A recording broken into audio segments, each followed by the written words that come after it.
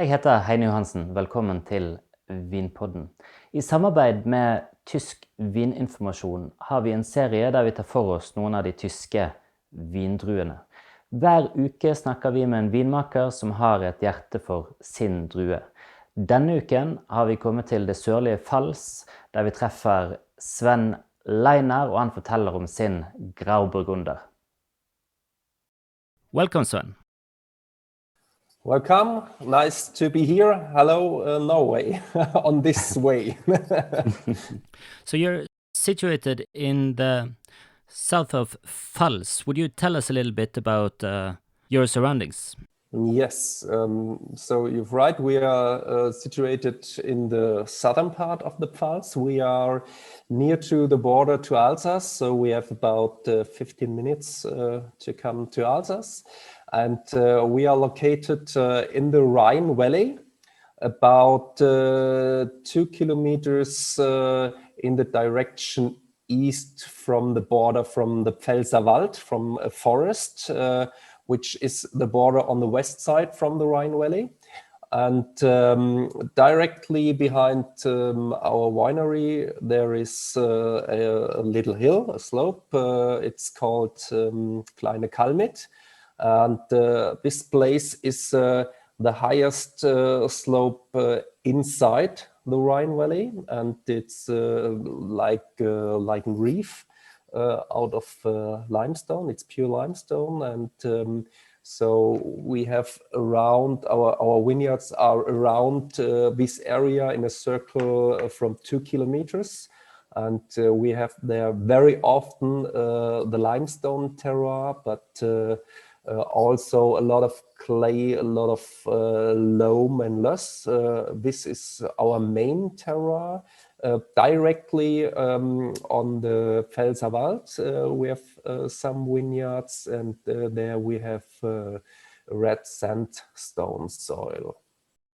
And I read somewhere that there is quite a difference between the south of Pfalz and the central and northern part of Pfalz as well.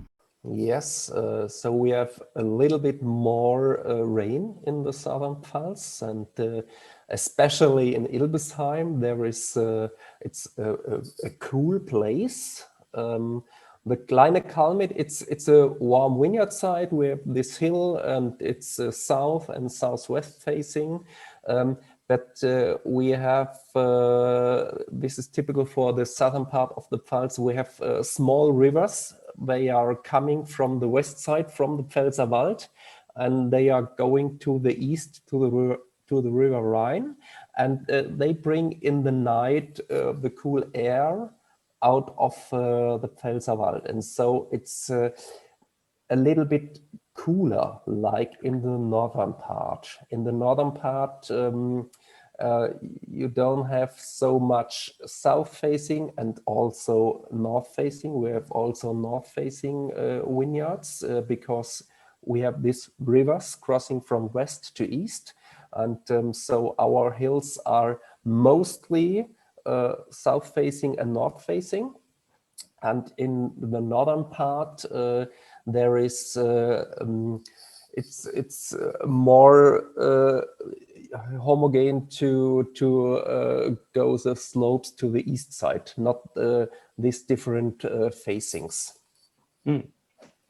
I know that you're both making some very beautiful Rieslings that I've tasted a lot of times, and that you also have a very interesting sect that has a high quality. But today I want to talk to you about Grauburgunder, that I know that you're making quite a bit of.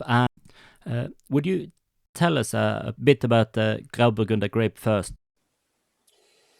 Yes, the Grauburgunder grape, it's coming up to a trend in the last 5 years. I would say all over Germany. Traditionally, it was located more in Baden, but also in the Pfalz, especially in the southern Pfalz. But in the past, the wine has another name, and the name also from the grape in Germany is Ruländer. today all people are calling this grape variety Grauburgunder. The Ruländer was also a little bit another style of the wines from today, because in the past, especially in our region, they make more sweet wines, and the Grauburgunder, it's not so easy to work the Grauburgunder outside in the vineyard, so you have to do a very good vineyard work, and if you don't do this good work, you get often infection of the botrytis, and if you get the botrytis, these wines get very fat and flat, and if you then work like it was in the past with a little bit of residual sugar, it was only fatty and oily wines. And so the Grauburgunder now not only changed the name, it changed also a little bit the style of the wine. So it became more delicate, more elegant, and for the dry wines. It's a pinot grape, and you have a lot of mutations from the Grauburgunder. If you have grapes in the harvest time, in the picking time, you can see on the Grauburgunder white berries. Normally it's a red color, like a little bit like copper, yeah. And you can see these typical colors. You can see the white berries. You can see also the blueberries, like the Pinot Noir normally has this color. So people thinking that all the Pinot variations are mutations of the Grauburgunder, and so it is a variety which has a lot of character and structure inside. It's a question of the winemaking. And talking about winemaking, how is the style of your Grauburgunder? We have two different styles of Grauburgunder. We have one Grauburgunder in the base level, and this is from different vineyard sites around our winery.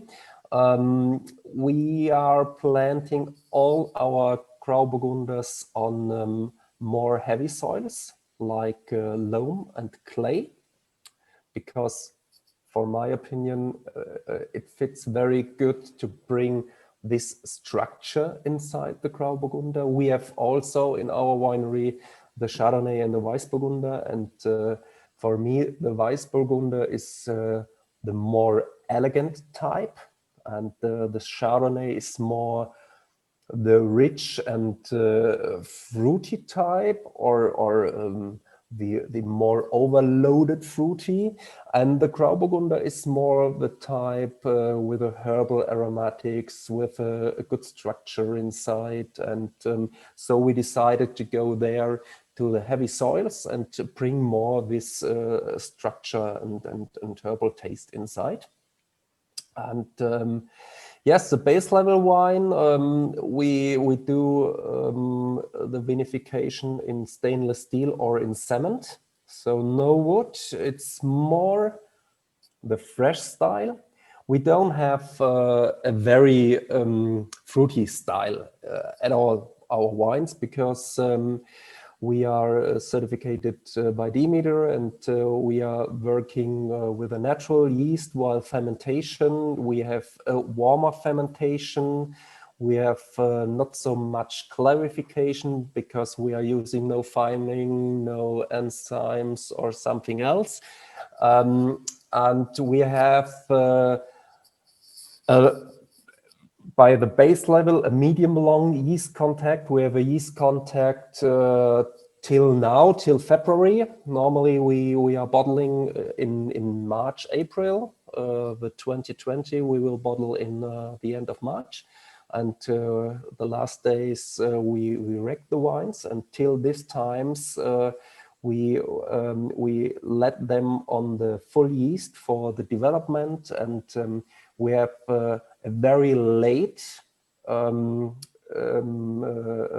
sulfur adding and a very very low level on sulfur we put in the wines, and so it's not the very present and overloaded fruity wine. It has more the minerality taste, more the herbal taste. As well, we work with all our wines normally with a malolactic fermentation as well, because for me this is a normal process on the way to get wine out of grapes. Yeah, and the base level, it's called Handwerk. Maybe you know the Riesling from the same range. This is a little bit lighter. It's from the alcohol level normally between 12 and 12.5. It's not so high in alcohol and a little bit more fruity. And the age of the vineyards there are completely different. We have young vineyards like 5, 6 years, but up to 30 years old vineyards. And the second Grauburgunder we produce in our winery, it's called Lehmdecke. And Lehmdecke, it's a name for loam, for soil type loam. And Decke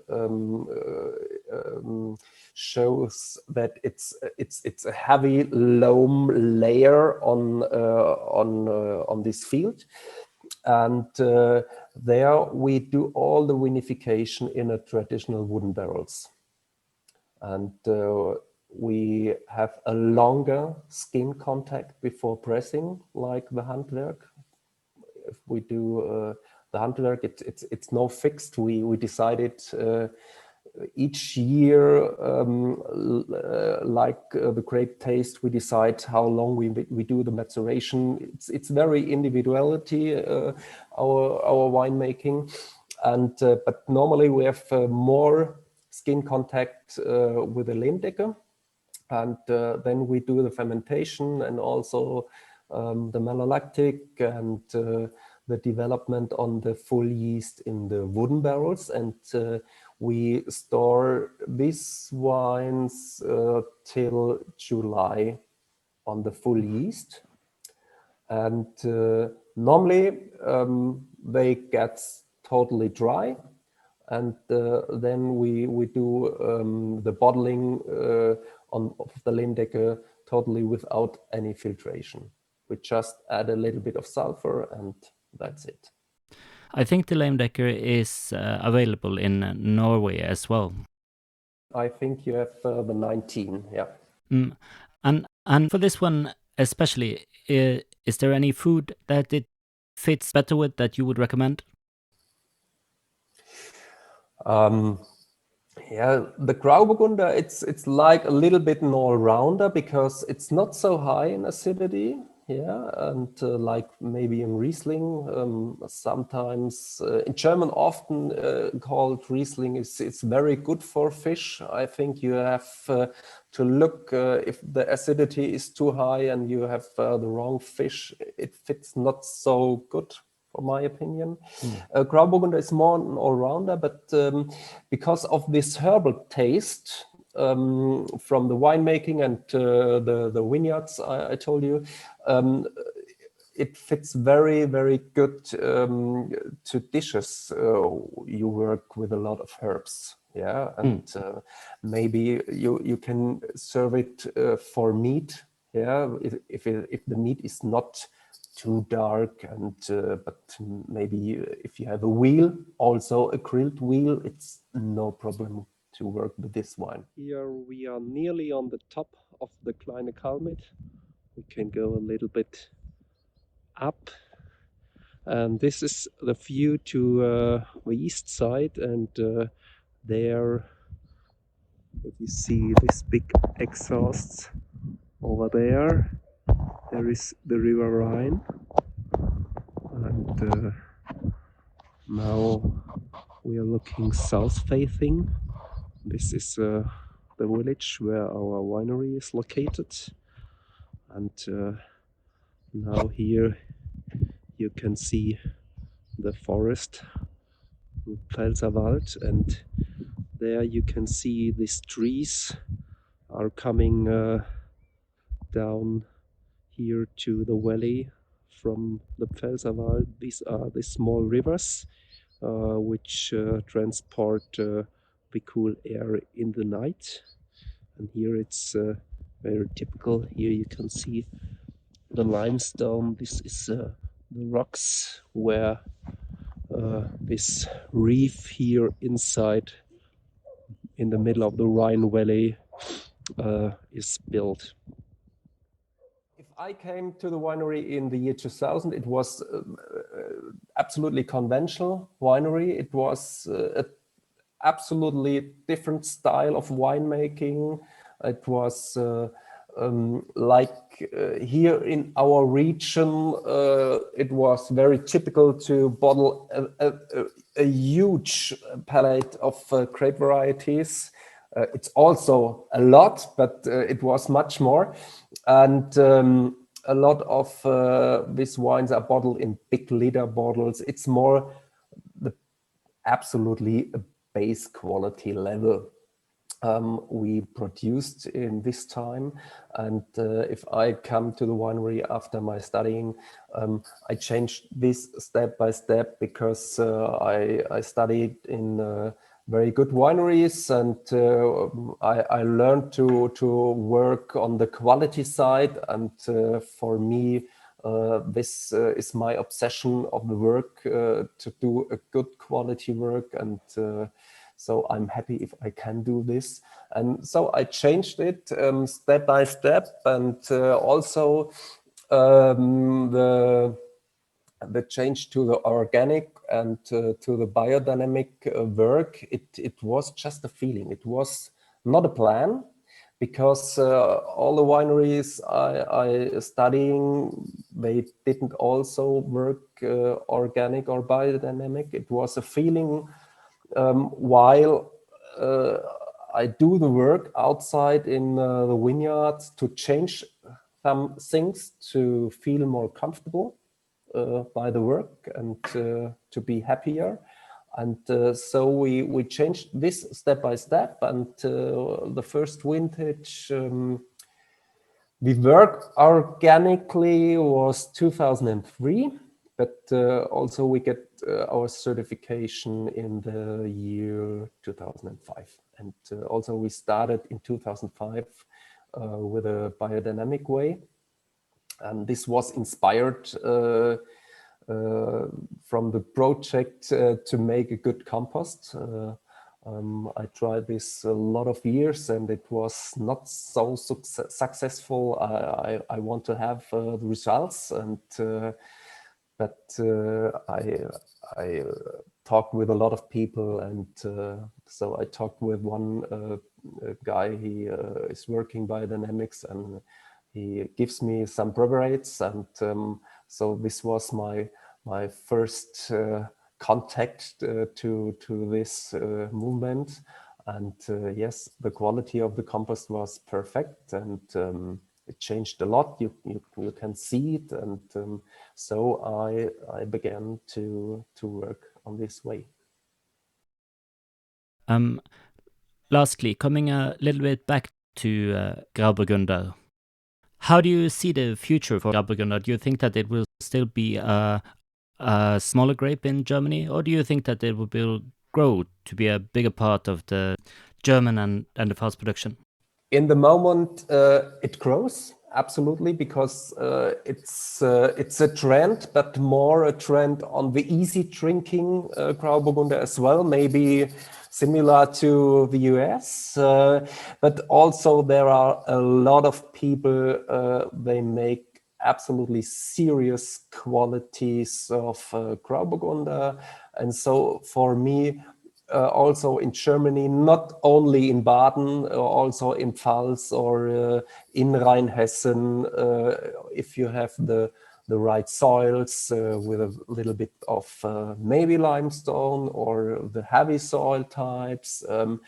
I think Grauburgunder is a traditional great variety which stays there, yeah. Thank you very much for coming, Sven Leiner of the Weingut Leiner in Southern Pfalz.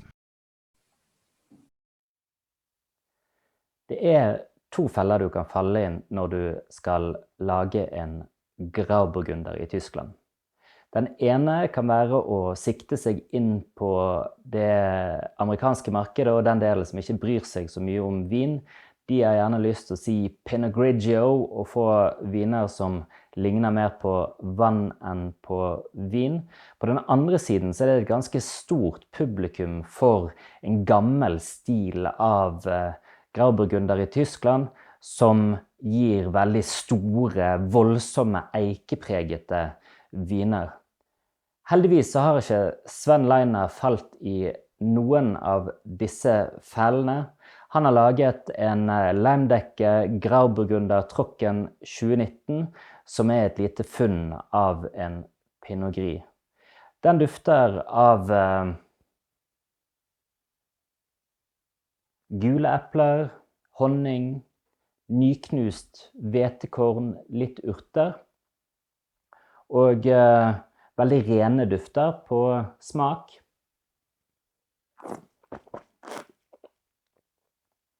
Så har han en ganske syrlig anslag. Det er en ganske fyldig midtparti, men uten at det blir alt for mye. Og så får man en sånn fin, saltaktig avslutning som varer lenge på paletten, og som gjør at vinen blir interessant å ta en slurk til av. Dette her var et godt bekjentskap, og jeg tror at det er en helt perfekt vin med litt salt kjøtt og litt forskjellige oster.